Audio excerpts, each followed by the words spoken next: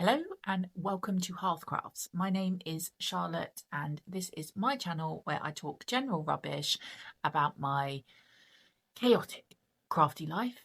I live on the south coast of England with my 5 neurospicy children and crafting keeps me sane. Welcome. It's cast on number 6. Ooh. Okay, so that means we're halfway. Excuse me. It is the... Well, I genuinely have no idea. Oh, okay. It's Friday the 16th of January today. So we're 16 days into January. I've got until the 31st to cast on all the things. So, yeah, about 2.5 weeks, I think that is. So it's fine. We've done 6 in 2 weeks. So we've got this. It's fine. Okay, so cast on number 6. I'm so excited about this. So again, you know, as we know, the running theme. Sorry, I keep looking out the window because I'm trying to get this intro recorded before Pete gets here. He's on his way. He's on his way.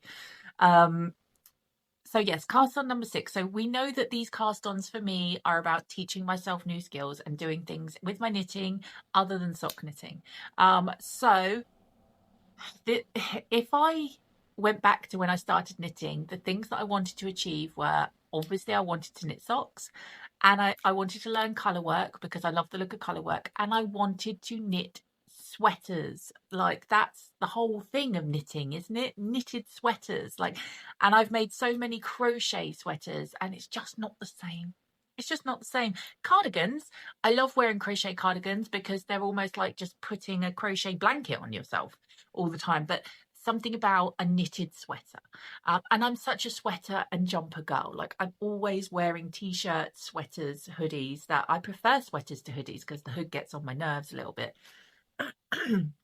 But yeah, I just want to knit sweaters. So there had to be a sweater on here. Now, I decided on a sweater after researching sort of a beginner entry level sweater, and I made the decision of what sweater I was going to use. And then when I mentioned on a couple of Zooms that I go on about a sweater, everyone said, "Oh, you've got to do this one. This is the one that you need to start with." And I was like, that is the one I chose. Like, so I obviously researched well. Can you guess what it is? It is the Flax sweater by Tin Can Knits.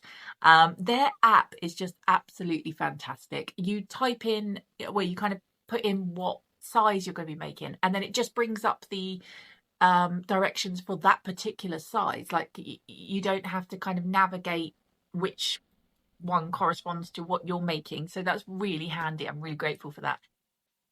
So yes, I am going to make the Flax sweater by Tin Can Knits, and it is, I mean, everything about the sweater is new to me pretty much. I've never done short row shaping. Which is actually optional in the pattern, but I'm going to do it because this is all about learning the sweater making skills. I've never done raglan increases. What was the other thing on there that I've never done? I don't know, but it's a whole new thing. Okay. Now, what I will say, I'm very particular with clothing. You know, I've got the tisms. I don't like figure hugging tight clothes. The only things that I wear that are, you know, what's the word I'm looking for? Not fitted, but you know what I mean. So I wear leggings, and I wear leggings because they're literally just one step up from pajamas. And I wear a vest, which is left over from the days where I used to spend a lot of time with my nan and granddad, and they told me that I always had to wear a vest underneath my clothes. So I've always got a vest, and then I've got a t-shirt, and then I've got a sweater. That is how I dress. But they're always oversized. They're all like, I can't have them too close to my body. Like, I like to feel like I've got room to move. So one thing I've learned from my crochet jumpers, I don't wear any of them. And the reason I don't wear any of them is because I crocheted them to the size in the pattern that fit my measurements, and they're too fitted. And I don't like it. I know that if I were to make something too big, I would still wear it. If I make something fitted, I won't wear, I just won't wear it. It makes me uncomfortable. So I am opting to do the XXL. Now, by the measurements, I could probably get away with the large. And I would definitely, if I were normal, probably knit the extra large. But I'm going with the XXL because like I said, I know even if it looks like a potato sack on me, I will still wear it. If it's too big, it will still get worn. So I'd rather err on the side of caution, and make it oversized so that I can wear it. It's my first knitted jumper. I want to wear it. I will wear it all the time. So the yarn that I'm going to be using, I was gifted. I have a neighbour a few doors down, and when she found out that I crocheted, she went, oh, and rocked up on my doorstep. I'm not even lying, with 4, 5, maybe even 6 bin liners. She just kept coming with bin liners full of yarn because she used to be an avid knitter herself. And then I think she got an arm injury or a hand injury, and she ended up not being able to knit at all. So she had just been waiting for the perfect opportunity to give away all this yarn that was taking up all her space. So I had so much of it, and I gifted some to various people, and I kept some. And I kept these ones because there was enough of it. I knew I could make myself a decent kind of garment with it. And it is a signet yarn, and it's called Grousemore. And it's a 400-gram ball, and I've got 2 of these, so I've got 800 grams in total. It's an Aran weight, so I'm making the worsted flax sweater. The colour is Kemp, and it's shade 2561. And yeah, like I said, I've got 2 of these 400-gram balls, so I absolutely know that I've got enough to make the XXL size. It is, and one of the reasons why I kept these is because there's a wool quantity. It's 75% acrylic and 25% wool. They're soft, but you can definitely feel that there's a wool content in there. And when I was crocheting, I don't mind using acrylic yarn when I'm crocheting, but with knitting, for some reason, I'm like, no, I want the natural fibres. So as soon as I decided to make this sweater, this isn't actually a colour that I would normally reach for. It's like an oatmeal, it reminds me of. It's got like these flecks of brown and black in it, over the top of kind of this beigey natural colour. Not normally something I would reach for, because I mainly reach for black. But yeah, I'm really looking forward to having this jumper. I love the feel of it. It feels very rustic, and yeah, I'm up for it. So what else have I got to say? Oh, I'm just going to show you this quickly because I received this week, and I love it so much. I'm so happy. Look what I got. Look at that project bag. It's another Stitched by Mrs. D bag. And I love it. Just randomly popped up that she was doing a shop update, and I thought, I went and had a little look. Look at that. Look at that fabric. And she quilts all of her bags, which I love. And it's just got like a natural lining, and she does their little Mrs. D in there, and it's drawstring, and I just absolutely love it. The pattern is beautiful. So yeah, another new project bag. Whoop, whoop. Not big enough to fit the flax sweater in, unfortunately. I'm not actually sure what I'm going to keep it in. My project bags have all gone a bit like cuckoo. They're all over the place. So I think this afternoon, I'm going to have to sit down and sort out my project bags. I'm tired today. Yesterday, Evelyn passed her driving test. All that hard work. She passed it first time, and with only 1 minor fault. I am so proud of that girl. She just amazes me. And it's just such a relief. All she's wanted to do since she's been going on about when she can drive and when she's got a car, and when she loves to go and sit down the beach in her friends' cars and stuff like that. And she's just always made me drive past the beach whenever the opportunity comes. And she's like, oh mum, when I've got my own car, like I'm going to do this, and that. It's just been such a long time coming, and no one deserves it more than her. So proud. But yesterday, because of that, it was like all the emotions. So it's like the stress of watching her on Life 360 doing her test and thinking, why is she there so long? Why has she done that? Has she stalled? Has he taken the car over? Are they going to be heading back to the test centre? Like all the things. And then her getting home, and the absolute joy and excitement of the fact that she had passed. I watched her come up, and she wasn't driving the car, her driving instructor was, and I was like, oh, she failed because she's in the passenger seat. But actually what I realise now is that obviously she passed. She was in the passenger seat and she wasn't covered by the driving instructor insurance anymore. But yeah, so then we had to, and then we went out, and it was the first time she'd driven the car on her own. So I followed behind in the van because I'm like, oh no, if I'm behind you, then you don't need to stress out about who's behind you and that kind of thing. And then it was trying to find insurance. Oh, just all, and then the stress of when she went out in the evening to go and see her friends, and I couldn't follow her because, you know, I have all the other kids, and it was a roller coaster of emotions yesterday. But yeah, I'm so super proud. So yeah, I knew I was going to be tired today because that's just how it goes. If it's been one of those days, today is a bit of a so yes, I'm going to try and chill as much today. I do have housework to do today.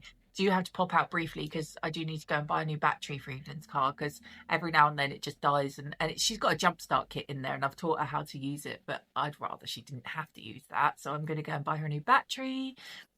So just there are a couple of things I need to do today, but I'm going to try and do it gradually and not stress myself out with it all today. So anyway, that is that. I think that's everything I need to say. Anything else? I don't think so. Right, okay, so we are going to get started. I will come back later and let you know how I get on. Thank you.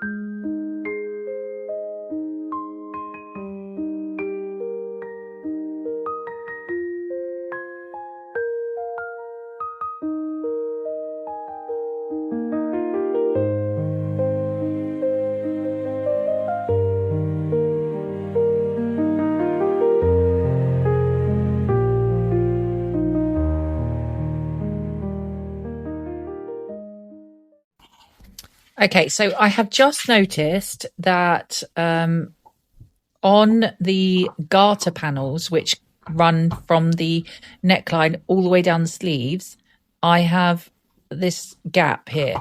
So clearly I have knit when I'm supposed to purl, or I have purled when I'm supposed to knit, or something. I've clearly got confused as to what row I'm on because I've got this big line here. But what I have noticed, Eddie, shush, is that it's on both of them. So because it's on both of them, I'm not worried. And to be honest, even if it was only on one, I probably wouldn't be worried anyway, because I'm so pleased with the rest of this. Like the ribbing's really neat, and the actual stitches in the main, Eddie, shush, shush, shush, in the main body is really nice, and actually the garter panels look nice. It's just that I've got a bigger gap there, but I think once I've actually fully knit the sleeves, I don't think you'll even notice that. And because it's even on both sides, it might even look like it's supposed to be there, who knows. But yeah, just thought I'd show you that, a little thingy. But yeah, never mind, we will continue. So let's talk about the flax sweater. I have to say, I have really enjoyed this, and I don't want to put it down. So I am going to, it's 10 to 8 on Friday the 16th of January. So I am going to continue working on this for the rest of the evening. I've got hopefully 2 more cast ons that I'm going to get done this weekend, but some bits that I'm waiting for are coming tomorrow. So I'm just going to carry on working on the flax sweater for the rest of the evening. And I will but before we talk about the actual sweater, can we just talk about this yarn cake? Because seriously, so I had one of those ball winders, cake winders, yarn winders, just the cheap, bog standard ones from Amazon, and it broke. And I was constantly if I wasn't careful or I went too fast, and the yarn would get stuck in the gears, and like trying to get it out was just, I wasted far too many hours of my life. So Pete gave me some money for Christmas to get a new one, and I've only just kind of got round to doing it. And I'm so glad that I did, and I'm so glad that I waited to wind this on it. Look at it. It's ginormous and it's really tight. I ended up getting an extra large ball winder, and I'm glad I did, because this is 400 grams on here and it's absolutely huge. I'm taking it from the outside because I didn't want it to start collapsing in on itself, because then it would have just been a whole world of hurt. But what I'm doing is I've got one of these sort of net bags that we've all got from Wool Warehouse. And I'm literally just keeping the cake in there and then just pulling it off as I need it. And it's just been brilliant. It's solid and I just love it. It's huge. And it's wound really neatly. I just love it. So yes, there we go. So that's my yarn cake. So the sweater. Oh, hang on. Let's not.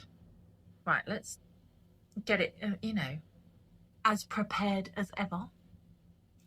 I'm sorry if I look really light. I've got my ring light on. It's on the dimmest setting, but I feel like I look like, oh, there you go. What? Why did it just change like that? Anywho, right, so here we go. Here is progress so far. So it's actually really awkward to show you, but that's how it goes there. And you've got the garter bits going from the neckline, and see that line, it doesn't look too bad. I'm really not bothered. It's going to be on my shoulder. They're going to be a bit more stretched out. You won't be able to see it very much anyway. It's fine. But yeah, so I'm still doing my raglan increases at the moment. But yeah, I've done quite a few rows. The pattern says you need to repeat rounds 1 and 2 a total of 19 times, and I'm just about to start my 8th lot of rows 1 and 2. So I'm literally halfway through the raglan increase portion of it. I am finding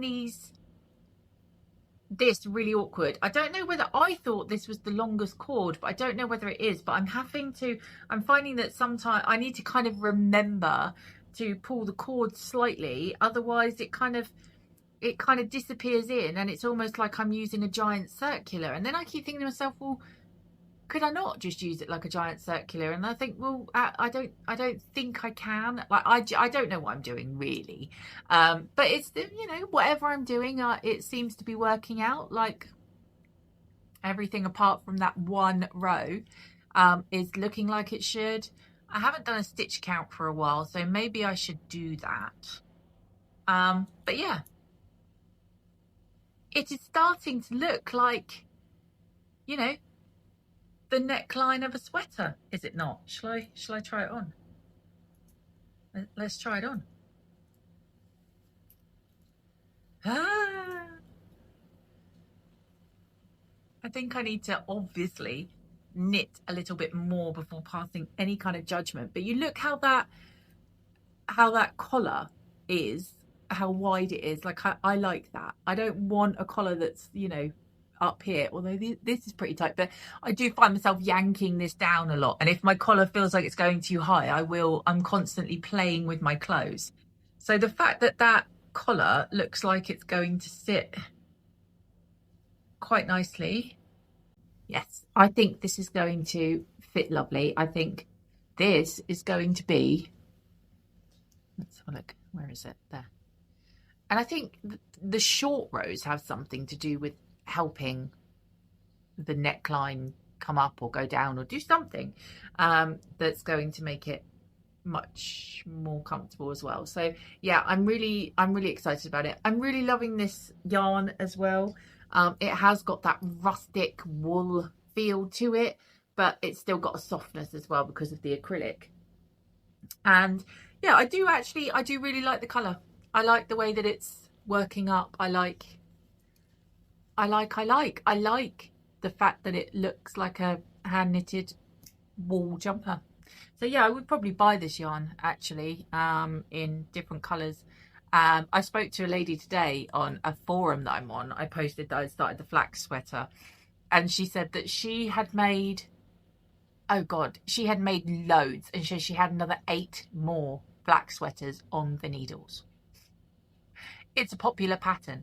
So yes, if you are thinking of doing a sweater, I would say that this is probably, as in you're a beginner thinking to do a sweater, I definitely am enjoying this. It's written out very easily. I mean, the round 1 and 2, which I'm repeating, I don't even need to look at the pattern. After sort of doing it twice, I had memorized it. So I'm not even looking at a pattern to do these bits. I'm just keeping track of how many times I've done rounds 1 and 2. So yes, very, very good. So I'm going to carry on working on this for the rest of the evening. And yeah, and then hopefully over the weekend I will be able to get a couple more cast ons done. But yeah, that is the Flax sweater. And I'm very, very excited. Anywho, thank you so much for joining me as always. I appreciate you. You are absolutely amazing. I hope you have a fantastic weekend or week if you happen to not actually be watching this when I post it. But yes, you are all amazing, and just take care of yourselves and be happy. Thank you. Thank you. Thank you.